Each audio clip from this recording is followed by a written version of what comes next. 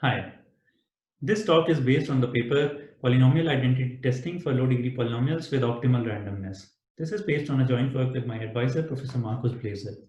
So let's get started. So we are interested in the problem of polynomial identity testing, in which the goal is for a given multivariate polynomial, decide if it is an identically zero polynomial. Yeah, an identically zero polynomial is a polynomial whose all the coefficients are zero. For instance, if we are given the polynomial x plus 5 whole square minus x square minus 2xy minus y square, then after expansion of x plus 5 whole square, we can see that everything gets cancelled up and we end up with a polynomial whose all the coefficients are zero. Yeah, so thus we say that this is an identically zero polynomial. On the other hand, if we are given the polynomial x square minus x over f2, then even though this polynomial evaluates to zero on both the field points, we still say that this is not an identically zero polynomial. Yeah, because it does have some non-zero coefficients corresponding to these two monomials. Let's say if we are given a polynomial as a determinant of this matrix over f3, and then because this determinant computes x square y square minus 4x square y square, which is minus 3x square y square, and since 3 is congruent to 0 modulo 3, this becomes 0. So thus we say that this is an identically zero polynomial because all the coefficients become 0 modulo 3. Similarly, if we are given the polynomial x plus a to the n minus x to the n minus a, then this can be shown that this is an identically zero polynomial over the ring Z mod n if and only if n is a prime. Yeah. So what is the motivation of studying PIT? Well, several fundamental problems in algorithm design and complexity theory reduce to PIT. Yeah, for instance, perfect matching in graphs and primality testing, they reduce to special cases of PIT. PIT was also crucial in the proof of the equality of the complexity classes IP and P space.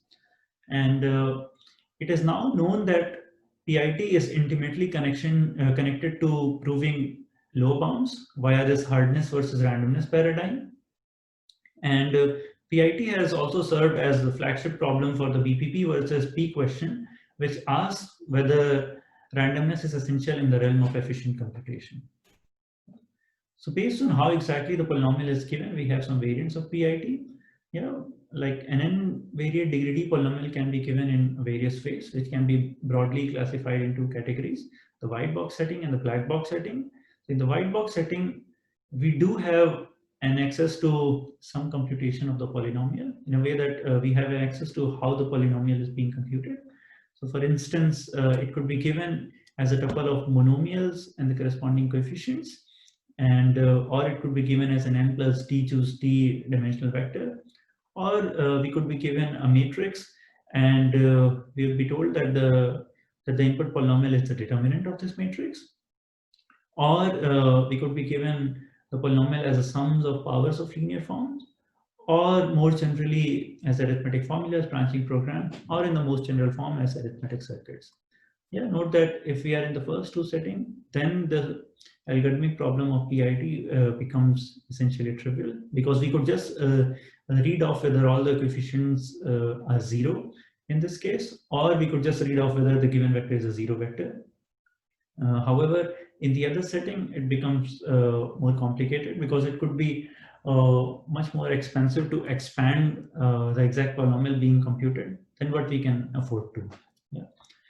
So the second setting is the black box setting, in which we only have the oracle access to the polynomial via evaluations. So we could just ask the queries for the evaluation of the polynomial on the points of our choice. Yeah, so the problem is that we will be given this black box, and the promise will be that the polynomial that this black box conceals is coming from some from a certain class of polynomial. And based on the queries that we make to the black box, we'll have to decide whether the polynomial that is being concealed is an identically zero polynomial or not. Yeah. So for instance, we could be given a polynomial with the promise that the polynomial is being computable by an arithmetic circuit of size at most s. Or more generally, we could be given a polynomial with the promise that that this is an arbitrary and varied degree polynomial, and we have to decide whether this polynomial is identically 0 or not. So what is the status of PIT? So there is a simple randomized polynomial time algorithm for PIT, which is based on the famous Schwarz-Zippel Miller-Lipton lemma, which says that you just take a random point from a large enough space and evaluate your polynomial on that point. And if the evaluation turns out to be 0, then with high probability, the polynomial was indeed a 0 polynomial. And if the evaluation turns out to be non-zero, then with probability 1, the polynomial was a non-zero polynomial. So because this is based on evaluations, this works also in the black box setting. And the beauty so the beauty is the simplicity of this algorithm, and the challenge is to de-randomize it now. Yeah. So in the realm of arithmetic circuits, both the white box PIT and the black box PIT we'd like to de-randomize, but it has been wide open. So there is we don't even have a sub-exponential time algorithm, deterministic algorithm known for this. However, there is a lot of work in the restricted models. For example, ROABP, determinant of special classes of matrix, sparse polynomial, low depth, non-commutative, and so on. However, if we are in the black box setting and we are in the general setting where black box conceals an arbitrary and very degree polynomial, then it can be shown that randomness is necessary for any polynomial time algorithm. Yeah. In that case, the goal will be to minimize the number of randomness needed. Yeah, so this is the problem that we attack in this work. Yeah, so the problem is that we have to find a polytime black box PIT for against n varied degree polynomial over the field F, and we want the algorithm to succeed with high probability. So there is an information theoretic lower bound on the number of random bits needed, which comes from the fact that the set of n varied degree polynomial over F forms a vector space of dimension n plus t choose t. Yeah. So this lower bound is something like log n plus t choose t plus log 1 or epsilon minus log t. So this t is the number of query that you make to the black box. Yeah. And if we are in the low degree regime, then using Stirling approximation and setting this epsilon to be some inverse polynomial and this t to be polynomial in n and d, we get a lower bound which is something like d log n plus little o of d log n random bits. So note that if we are in the high degree regime, then the Schwarz-Zippel lemma already achieves the optimal number of randomness. So in this work, we are interested in the low degree regime, where the Schwarz-Zippel lemma does not achieve the optimal number of randomness because the number of random bits that it uses is something like n log d. However, in the low degree regime, the lower bound is d log n. Yeah. So there is a gap. So there has been some work which indeed achieves d log n, like order d log n, but all of them use the number of random bits, which is at least 2d log n. Yeah, so this is not satisfactory for us because we want to hit the information theoretic lower bound. So we want something which is not a constant factor away from the optimal. Yeah. So moreover, most of the algorithm that is known, except the ones by Guruswamy Singh and Vishuti, they require the field size to be superlinear in d over epsilon as a precondition to the algorithm. Yeah. It's only Vishuti's algorithm which works for arbitrary field of size at least t plus 1. And so in this work, we give an algorithm which matches the information theoretic lower bound. At least it matches it up to the highest order term, and it differs from it only in the lower order terms. Yeah. And our algorithm also works just like Vishuti's algorithm for arbitrary field of size at least t plus 1. Yeah. So what is our algorithm? So the starting point of our algorithm is Vishuti's algorithm, which can be broadly described in, which can be on the high level described in 3 steps. So first, you reduce the problem to the univariate setting while preserving the non-zero-ness of the polynomial. So this blows up the degree. Yeah, and once you have the univariate polynomial, then this becomes easy. You just pick a random point p from the large enough field, and how large this field should be will depend on the desired error probability and the resulting degree of the univariate polynomial after step 1. Yeah. So now this algorithm works for large enough field. Yeah. So some work has to be done to make it work for arbitrary field of size at least t plus 1. And so there Vishruti uses some maps which map a point p from large field to polynomially many points in the small field, which somehow preserves the information about non-zero-ness of the polynomial as well. So let's look at it in more details. Yeah, so in order to reduce the problem to the univariate setting, he uses the so-called Sidon set, which we'll discuss in the next slide. So this gives a set of a set of increasing integers b1 to bn, and this can be used to map the variables x1 to xn to x to the b1, x to the b2, and so on up till x to the bn. So thus this maps the polynomial to the univariate setting. And because of the property of Sidon set, we will see that this will preserve non-zero-ness as well. And now we have a univariate polynomial whose degree will be upper bounded by bn times d. Yeah. And since a univariate polynomial of degree bn times d can have, by fundamental theorem of algebra, at most bn times d zeros. So if we take a field to be of size bn times d over epsilon, then only epsilon fraction of the field points can be the zero of this polynomial.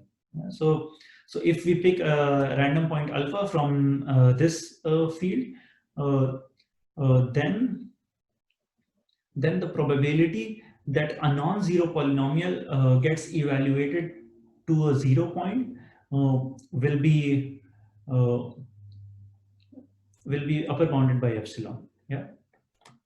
So hence we will get the desired error probability if we pick a point from a field which is this large. Yeah. However, this is too large. So then he introduces some maps which he calls testers, and so testers are maps from large field to a small field, and they are designed exactly for the purpose that we need.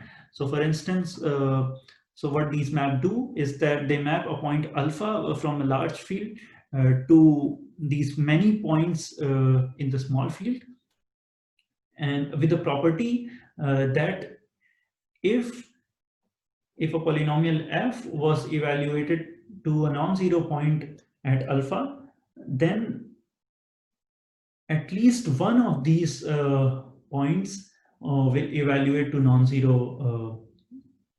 Yeah. So yeah, so the final step is you just evaluate f on these points. Yeah. L1 to L of alpha. Yeah. So note that the randomness needed in this algorithm is only at the second step. So yeah, we are picking a random point from this field. So the number of random bits is log bn plus log t plus log 1 over epsilon. Yeah, so this log bn is the dominating term, and this is where we could improve. So we essentially use the same algorithm, and instead of using Bishruti's construction of Sidon set, we use a better Sidon set, and this is what gives us the desired improvement. Yeah, so we'll just move on to describing Sidon sets. So let's say if we have a subset of integers b1 to bn, which are all distinct, then we say that S is a b less than equal to d Sidon set if for two different multi-subsets of S of size of cardinality at most d, their sum of elements will be different.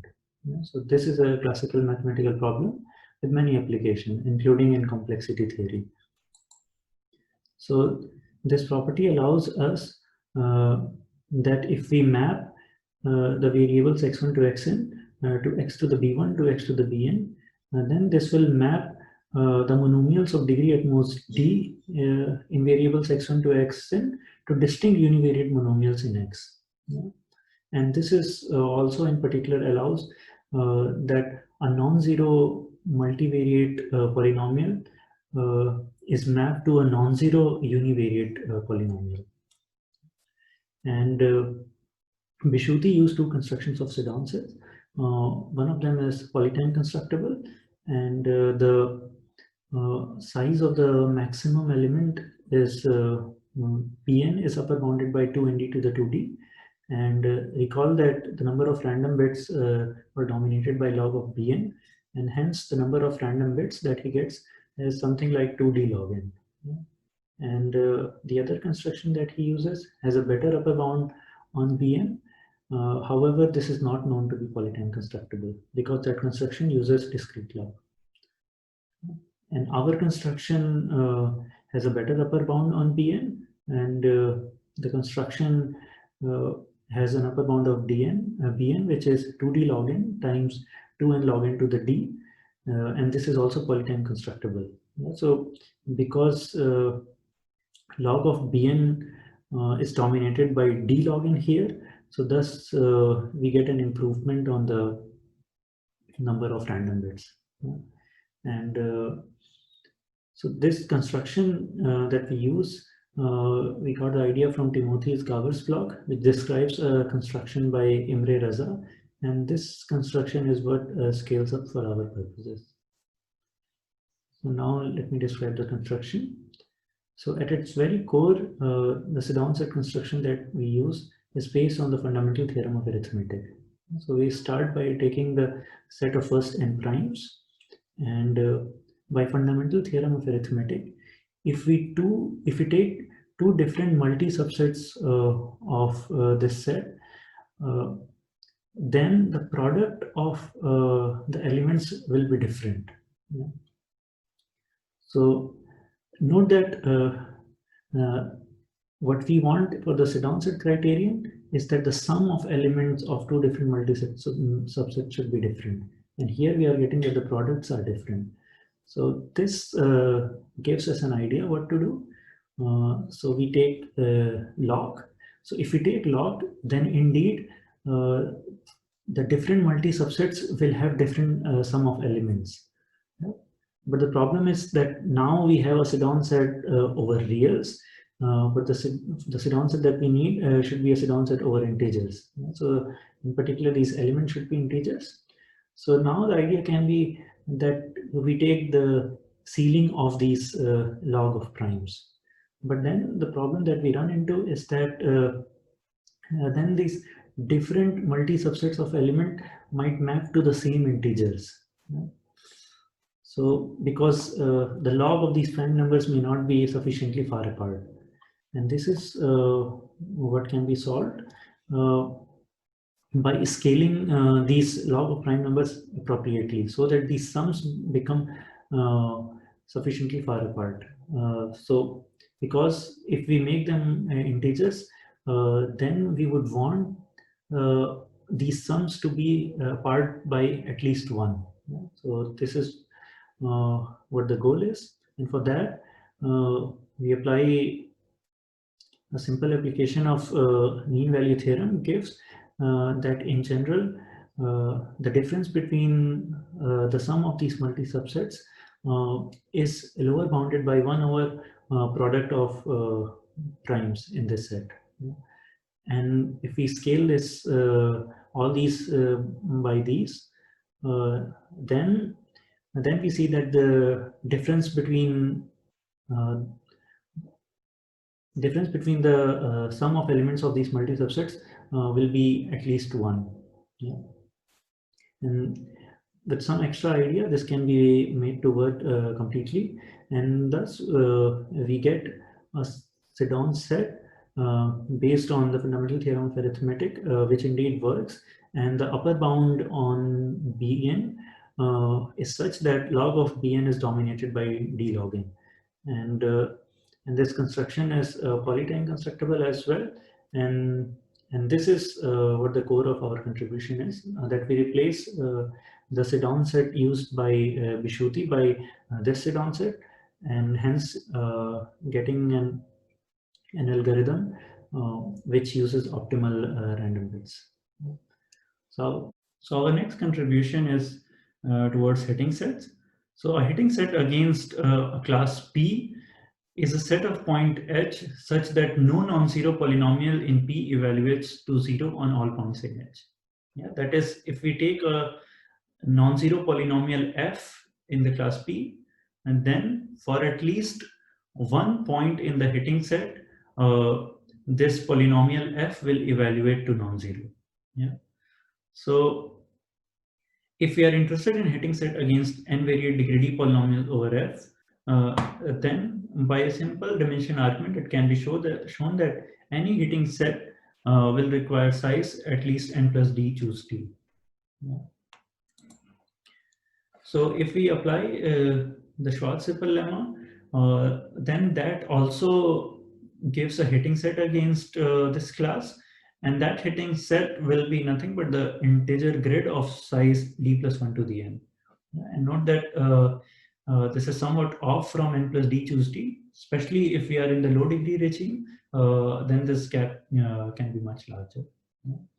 And this hitting set given by the Schwarzschild lemma is actually optimal when we are interested against the hitting set of polynomials, n-varied polynomials whose individual degrees are bounded by d. But this is suboptimal if we are interested in n-varied degree d polynomials, yeah, where the total degree is bounded by d. So in this work, we give two constructions which are optimal, and both these constructions are actually implicitly present in the literature already. So our contribution can be seen to be somewhat aesthetic, that we extract these nice constructions out and we give elementary direct proofs for both. So what is our first hitting set? So this can be well understood using an example. So let's say we are interested in hitting set for bivariate polynomials of degree at most 2. So the lower bound will be n plus d choose t, that is 6. So yeah, now let's look at the monomials which span bivariate degree 2 polynomials. Yeah, and the monomials are 1, x, y, x, y, x square, and y square. Yeah, and let's collect the corresponding exponent vectors. Yeah, so for 1, the exponent vector is 0, 0. For x, the exponent vector is 1, 0. For y, it is 0, 1, and so on. Yeah. And the surprising fact is that actually this set of exponent vectors work as a hitting set against the class of polynomials, bivariate degree 2 polynomials. And this can be shown in the general case as well, that if we are n-variate degree d polynomial, then the exponent vectors corresponding to the monomials actually act as a hitting set. So this also follows from an argument by Bishuti, which uses combinatorial Still results. So our proof is a direct alternative proof that we discovered with Renal Kumar. So our second hitting set is based on intersection point of hyperplanes in general position. Yeah, so you take n plus d hyperplanes in general positions, and you collect n size subset of this and allow them to intersect. Yeah, so then you will have n plus d choose n, which is the same as n plus d choose d intersection points corresponding to these intersecting hyperplanes. And the claim is that these intersection points essentially serve as a hitting set against n-variate degree d polynomials. Yeah. So a multivariate Vandermonde identity by type Ben-Yaakov actually implies this, but we give an alternative direct geometric proof for that, which we discovered with Raimond's ideal. So in summary, our first contribution is that we gave a black box identity testing algorithm against n-variate degree d polynomial, which uses optimal number of random bits, and it differs from the information theoretic lower bound only in the lower order terms. And our second contribution is that we give two constructions of hitting set against n-variate degree d polynomials, and both constructions were, although already present in the literature, we extract them out and we give simple direct proofs for both. So That's all. Thanks a lot for your attention.